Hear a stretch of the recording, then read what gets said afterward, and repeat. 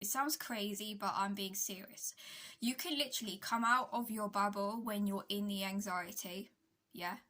You can come out of all your thoughts for a bit, not always, because it's very important to go through them and feel them and release them, okay? But you can come out of it and you can be like a bird's eye view looking down on your own body, thoughts and processes and the way you react with other people and society.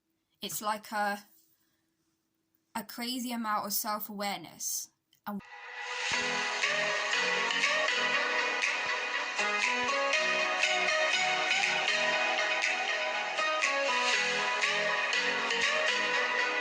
if people started analysing, over-analysing as well, not just outside, inside as well, and how they feel and how things make them feel, and have a lot of awareness around them of how certain situations can make them feel a certain type of way, or certain people, colours, just being very aware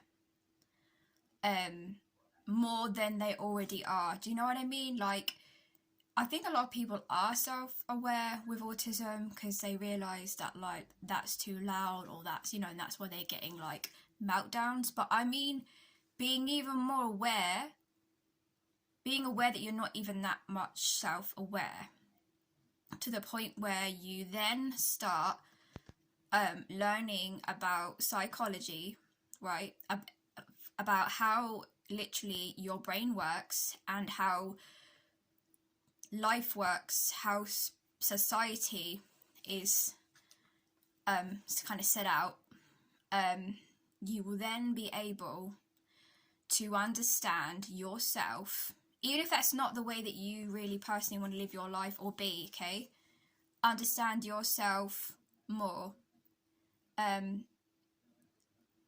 And instead of being like, imagine like this is you, like this is your bubble and you're inside and you're literally worrying about everything, okay? And everything's affecting you.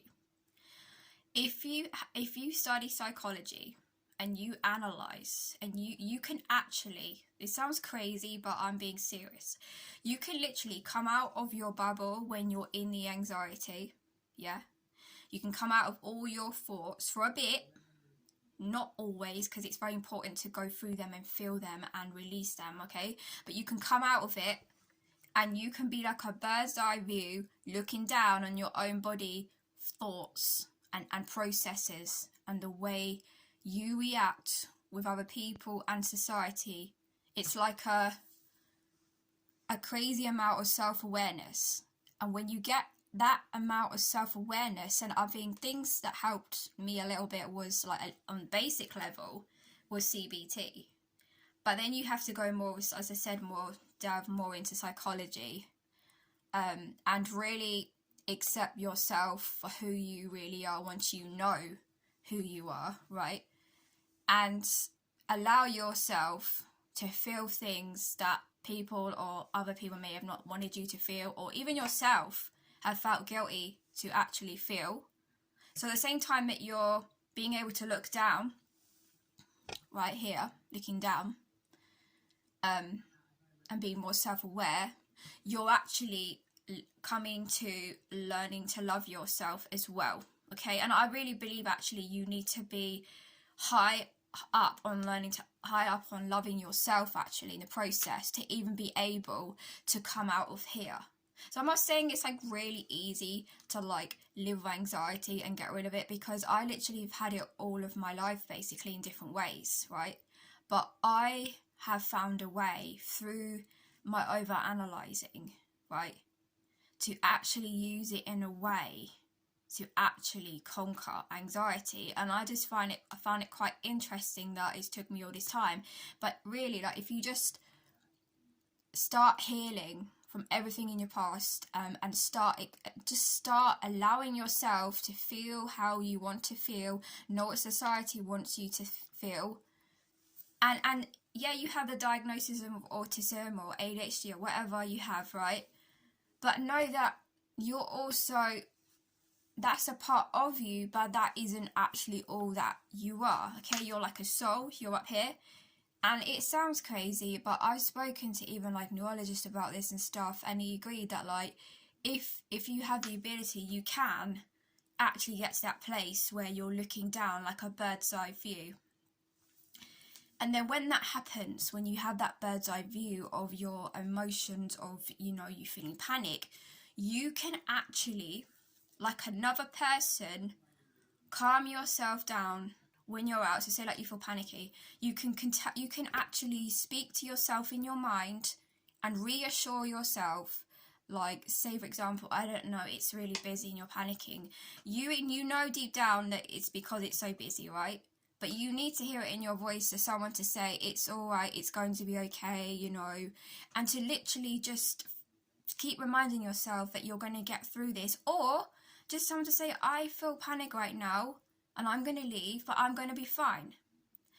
Other things that can help as well is like affirmations and stuff like that. I know it probably sounds crazy, even I thought it was crazy, but think about this. If you've got negative things in your mind, yeah, and usually they come from other people, not always, it can just be you've got low self-confidence, but sometimes that actually is from people or things that have happened in your life. And sometimes not, it's just like social media and things like that. At the beginning, when you heard negative things or people saying negative things to you, you probably thought, you knew in your heart that was a load of crap, right?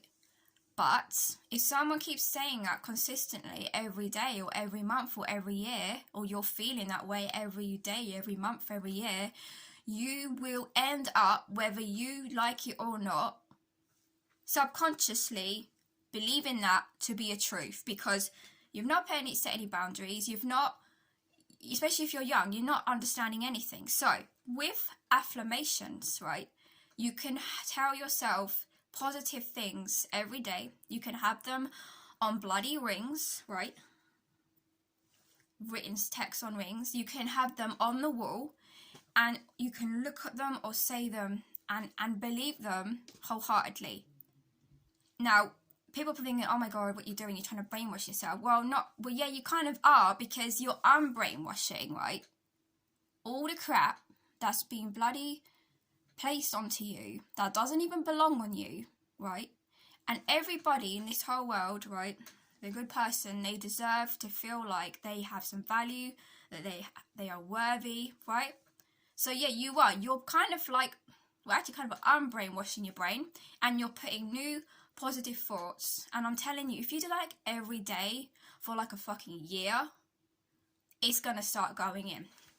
And when it starts going in, you're not just gonna think it, you're gonna know it. This is why I think anybody's got anxiety problems, even anybody like maybe being diagnosed with autism, ADHD, anything like that, study psychology.